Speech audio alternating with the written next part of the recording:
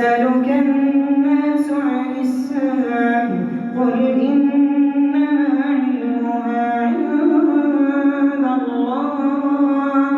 وما يدريك لعل الساعة تكون قريبا إن الله لعن الكافرين وأعد لهم سعيرا خالدين فيها أبدا لا يجدون وليا ولا نصيرا يوم تقلب وجوههم في النار يقولون يا ليتنا أطعنا الله وأطعنا الرسولا وقالوا ربنا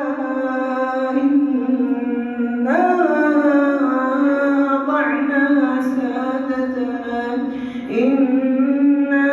أطعنا سادتنا وكبراءنا فأضلونا السبيلا ربنا آتهم ضعفين من العذاب والعنهم لعنا كبيرا يا أيها الذين آمنوا لا تكونوا كالذين آذوا موسى فبرأه الله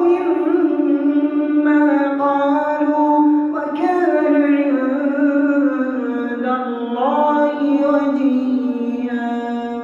يا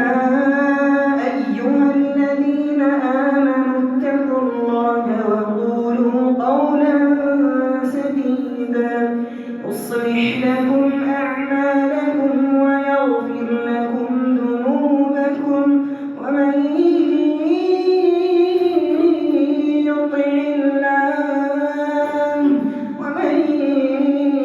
يطع الله ورسوله فقد فاز فوزا عظيما إنا عرضنا الأمانة على السماوات والأرض والجبال فأبين أن يحملنها وأشفقن منها وحملها الإنسان إنه كان ظلوما جهولا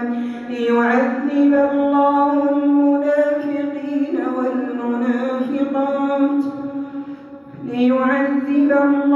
المنافقين والمنافقات والمشركين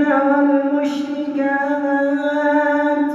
ويتوب الله على المؤمنين والمؤمنات وكان الله